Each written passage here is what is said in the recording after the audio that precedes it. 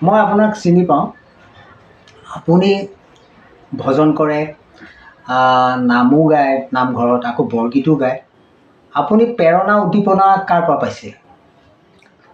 Mainly মই প্ৰেৰণা হিচাপে মোৰ মাৰ পৰাই পাইছিলোঁ। অঁ আৰু মা মানে আগতে নাম গাবলৈ যায় হয় ভাদমহীয়া হয় হয় ৰাতিপুৱা ভাটিবেলা। হয় সেই মাৰ পৰাই মই মানে এই বস্তুটো নাম কেনেকৈ গায়, কেনেকৈ ধৰিব লাগে, এই বস্তুটো মাৰ পৰা শিকিছিলোঁ।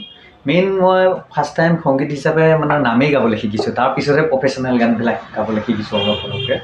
আৰু সেই তেনেকেই শিকিছোঁ। আৰু মই এতিয়া বৰ্তমান আপুনি কিহত ব্যস্ত হৈ আছে? বৰ্তমান মানে কি মই ব্যস্ত বুলি ক'লে মানে কি মই এটা প্ৰাইভেট কোম্পানীত কাম কৰি আছোঁ, ইণ্ডোনেশ্যনেল লিমিটেডত।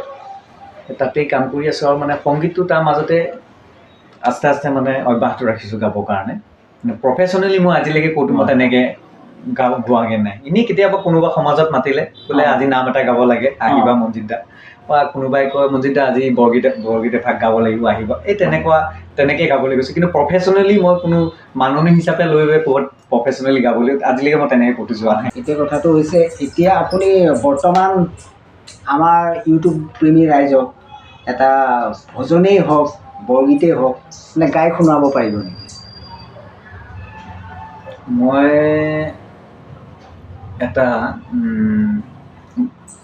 বৰগীত এভাগেই গাই দিছোঁ, শ্ৰীমন্ত শংকৰদেৱৰ বিৰচিত। ঠিক আছে, আপুনি 2 লাইনমান গাই দিছোঁ আৰু বেছি নাগাওঁ। মনমেৰিৰা মচৰণ হে লাগু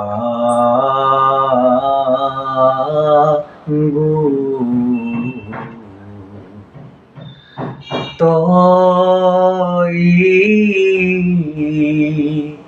দেখনাই অন্তক আগু মনমেৰিৰা মচৰণ হে লাগু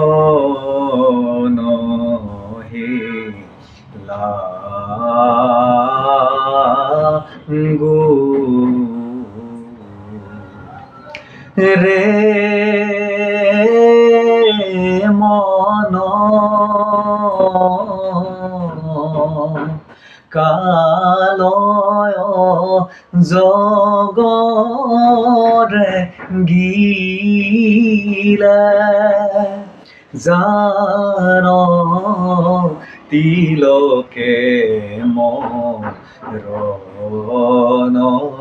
হে মিলে। খুবেই ভাল লাগিছে, খুবেই ভাল লাগিছে। আপোনাৰ নামটো? মোৰ নামটো হ'ল শ্ৰী মনজিৎ কুমাৰ বৰা। মনজিৎ কুমাৰ বৰা। আপোনাৰ এনেই ঘৰ? মোৰ ঘৰ আপোনাৰ ডাকৰঘাট জিপি পৰে। মানে গাঁওখন য'ত থাকোঁ মোৰ বামুণগাঁও হয়।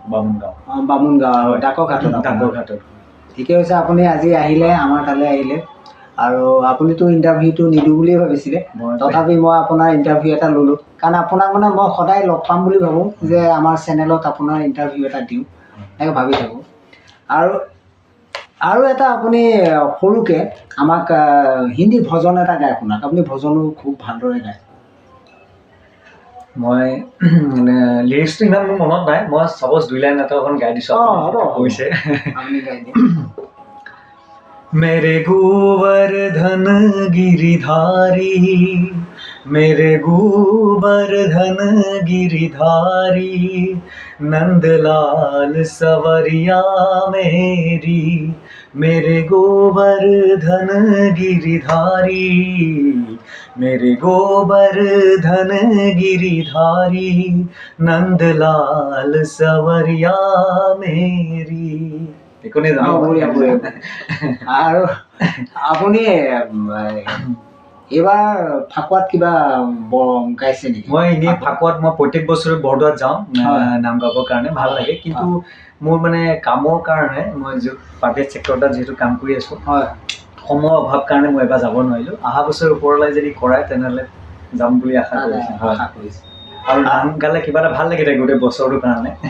এইবাৰ নাপাব নোৱাৰিলে এইটো কাৰণে অলপ বেয়া লাগিছে যেতিয়া আপোনাৰ এইটো ভালেই লাগে। আপোনাৰ এতিয়া কথাটো হৈছে আপুনি আমাৰ ইউটিউব প্ৰেমী ৰাইজক আপোনাৰ ফালৰ পৰা আপুনি কিবা ক'ব বিচাৰে নেকি? মই এটাই ক'ব বিচাৰোঁ মানে কি যিসকল মানে শিল্পী মনৰ মানুহ আছে যে আৰ্থিক অৰ্থনৈতিকভাৱে অকণ দুৰ্বল কাৰণে মই আগবাঢ়ি যাব পৰা নাই, কিন্তু সেইটো কৰিব নালাগে, চেষ্টা অব্যাহত ৰাখিব লাগে। আৰু যিহেতু চেষ্টা অব্যাহত ৰাখিলে চেষ্টা ৰখাটো একো নাই, আৰু এইটো এদিন গৈ ওপৰলৈ কিবা কৰিলে চেষ্টা কৰি থাকিলে এটা জেগাত পাবগৈ আৰু সংগীতৰ এখন ভাল প্লেটফৰ্ম নিশ্চয় পাব যদিহে তেনেকুৱা এটা কলা থাকে। আৰু এনেও আমাৰ শিল্পী জগতত আপোনাৰ আগৰ দিনতো বহুত আৰ্থিক প্ৰব্লেমৰ ফলত বহুত শিল্পীয়ে ভাল প্লেটফৰ্ম নাপালে অৰ্থনৈতিক অভাৱৰ কাৰণে আৰু তেনেকৈ আগবাঢ়ি যাবলৈ তেনেকুৱা ছাপোৰ্ট নাপালে। কিন্তু আজিৰ দিনত তেনেকুৱা বহুত শিল্পী এতিয়াও আছে। যে মই এইটো আশা কৰোঁ যে কিছুমান যদি ব্যক্তিয়ে এনেকুৱা ভাল কলা শিল্পী ল'ৰাক যদি অৰ্থনৈতিকভাৱে দুৰ্বল তেনেকুৱা যদি অলপ ছাপোৰ্ট দি বা সহায় সহযোগিতা আগবঢ়াই নিয়ে, সেইটো নিচিনা আৰু তেনেকুৱা পূৰ্ণ নহ'ব আৰু এনেকুৱা কাম কৰিব লাগে। সেইটোৱে মই ৰাইজৰ কাৰণে